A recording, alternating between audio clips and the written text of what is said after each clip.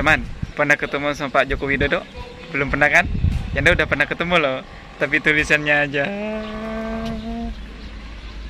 Hai teman-teman. Hari ini kita akan mengajak kalian untuk ke TPA Manggar.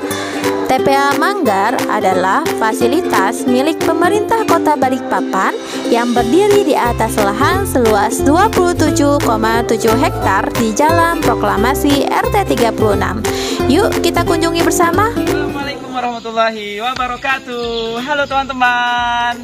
Kalian tahu enggak? Kita itu sedang di mana sekarang?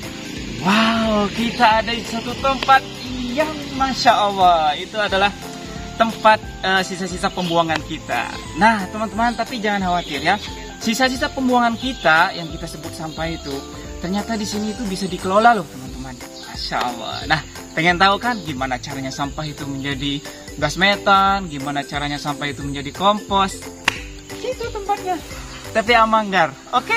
Yuk, pengen tahu kan? Kita ketemu sama seseorang, teman-teman. Siapa dia? Pasti spesial. Yuk, ikut.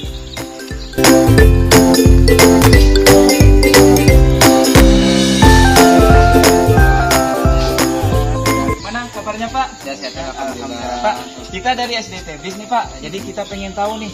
Jadi sampah itu di sini diapain sih, Pak? Apa cuma dibuang? Apa cuma diapain gitu?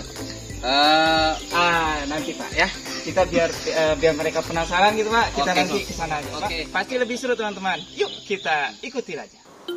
TPA Manggar memiliki area publik taman yang asri sebagai sarana edukasi.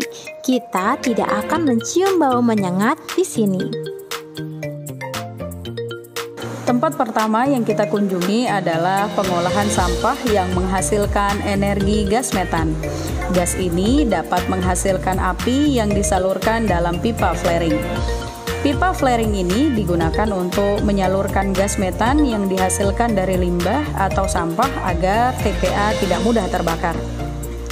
Bahan-bahan atau limbah yang digunakan untuk pengolahan gas metan ini merupakan bahan-bahan organik dari sampah pasar, sampah rumah tangga, dan sampah daun-daun yang diproses tanpa menggunakan daya listrik dan obat-obat kimia.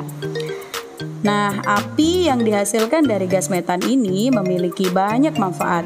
Salah satunya dipakai untuk memasak sekitar 200 rumah di sekitar TPA. Dan api dari gas metan ini tidak memiliki limit waktu. Artinya bisa dimanfaatkan oleh masyarakat selama 24 jam setiap hari non-stop.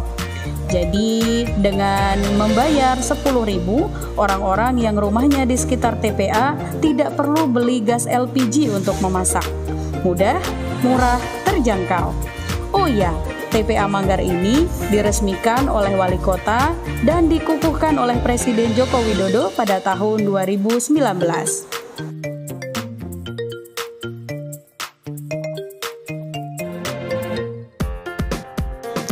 Sampah rumah tangga yang tidak terpakai semuanya dapat dikelola di sini.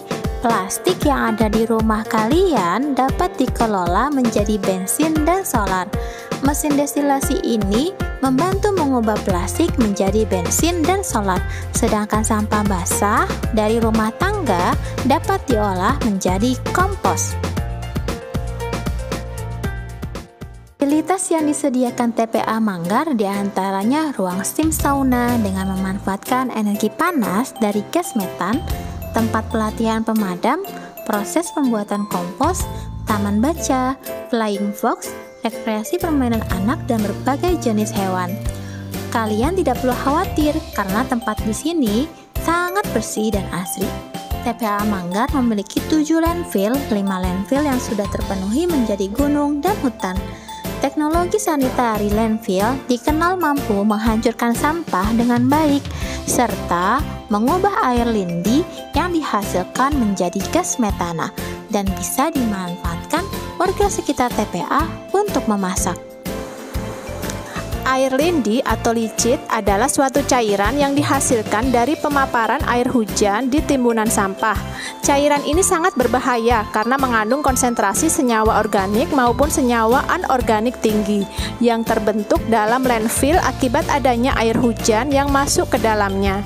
Pipa fliring yang ditanam di landfill memiliki peran sebagai penyalur air lindi menuju kolam yang disediakan.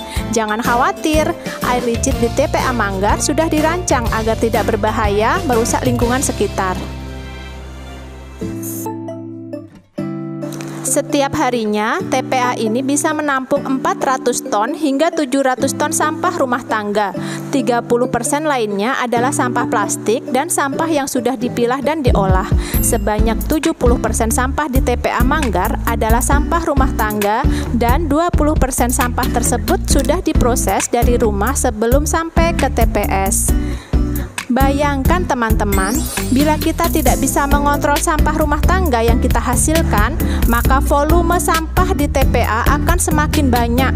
Lubang-lubang besar yang kalian lihat nantinya akan diisi oleh sampah warga Balikpapan. Sampah tersebut akan dipadatkan, yang kemudian akan ditutup oleh tanah berukuran 5 meter. Jika sudah penuh, landfill akan dipakai kembali untuk menampung sampah tersebut. Ada pipa-pipa yang terpasang di dalam lubang besar, berfungsi untuk mengeluarkan gas yang dihasilkan oleh sampah yang sudah tertimbun. Gas ini nantinya akan digunakan sebagai bahan baku untuk gas metan. Selain itu, sebagai pengontrol agar gas metan yang dihasilkan tidak meledak.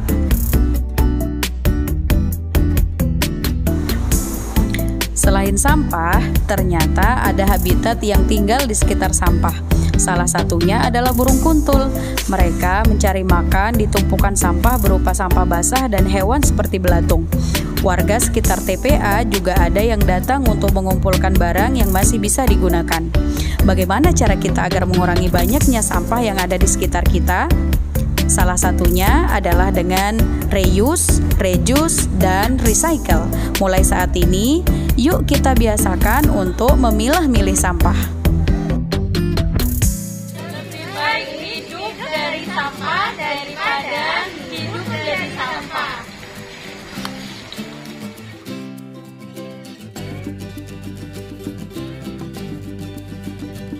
Makasih ya Pak. Mari Pak. Pamit, assalamualaikum.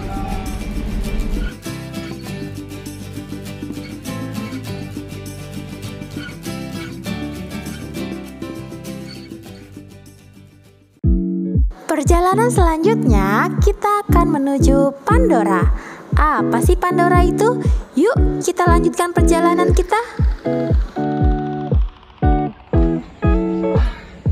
Assalamualaikum teman-teman. Nah, tadi kita belajar di tempat pembuangan akhir di Manggar. Nah, sekarang kita akan belajar lagi teman-teman. Di mana?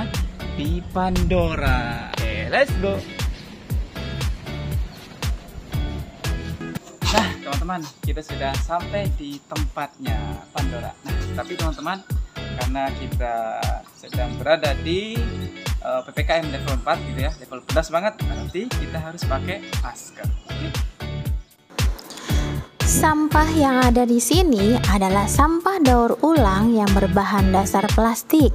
Jenis sampah yang di sini adalah sampah yang bertipe PP, PET, HDPE, merupakan barang-barang yang sulit didaur ulang. Nantinya, sampah akan dipilah sesuai dengan warna dan dimasukkan ke dalam mesin giling untuk dijadikan bubur atau remah-remahan. Sampah ini akan dibuat menjadi bantal dafron dan polister seperti baju bola. Bahan dari minyak jelantah diproses menjadi biodiesel seperti solar. Namun, solar terbuat dari minyak bumi dan fosil, sedangkan biodiesel dari minyak nabati. Biodiesel ini dapat digunakan untuk kendaraan berbahan bakar, terutama mesin diesel seperti kapal para nelayan. Turunan hasil dari minyak jelantah dapat dibuat menjadi lilin aromaterapi, cairan disinfektan dengan menambahkan cairan organik berupa ekoenzim dan pestisida. Panel komposit terbuat dari sampah berupa popok bayi dan plastik yang hasilnya berbentuk seperti kayu namun lebih kuat. Jadi, kita tidak perlu menebang pohon lagi dan dapat membuat barang mebel dari bahan plastik. Bahan organik lain, seperti ranting-ranting, bisa dijadikan masker. Prosesnya tidak bersentuhan dengan api, melainkan di presto. Nah, bagaimana cara kita menjadikan minyak jelantah menjadi minyak yang bisa dipakai kembali? Kita bisa mencoba secara mandiri di rumah dengan bahan berupa 1 liter minyak jelantah, 200 ml metanol, dan 5 gram NaOH. Pertama, kita campurkan metanol dan NaOH sampai larut dan tidak menggumpal. Kita harus berhati-hati karena pencampuran ini menghasilkan reaksi kimia berupa bau yang sangat menyengat. Minyak jelantah kita panaskan di suhu 70 derajat Celcius. Kemudian kita campurkan aktivator campuran metanol dan NaOH dengan minyak jelantah. Kita kocok selama 15-30 menit untuk proses filtrasi. Berhati-hati dalam pengocokannya ya, karena memakai minyak panas maka harus menggunakan tempat yang lebih tebal. Setelah 15-30 menit, kita akan melihat minyak dan endapan akan terpisah, sehingga minyak yang dihasilkan bisa didaur ulang. Nah, teman-teman, jadi kita harus menggunakan minyak goreng yang dipakai untuk memasak maksimal 3-4 kali. Jika semakin sering digunakan, maka endapan lemak mampu merusak tubuh kita dan akan menimbulkan penyakit seperti meningkatkan resiko kanker, kelebihan berat badan, penyakit Alzheimer, dan penyakit kronis lainnya. Teman-teman, kita sudah belajar di Pandora. Mudah-mudahan ilmu yang kita pelajari hari ini mudah-mudahan bisa bermanfaat dan diaplikasikan di kehidupan kita sehari-hari. Pertamina Better, energi kebaikan. Oke, terima kasih teman-teman. Assalamualaikum warahmatullahi wabarakatuh. Waalaikumsalam warahmatullahi wabarakatuh. Super dahsyat. Oke. Assalamualaikum teman-teman. Panas banget hari ini ya. Loh, ada minyak saya. Gak apa-apa, kan antum bilang panas. Masya Allah, mudah-mudahan kita menjadi anak yang soleh-soleha. Tidak bisa ada kan?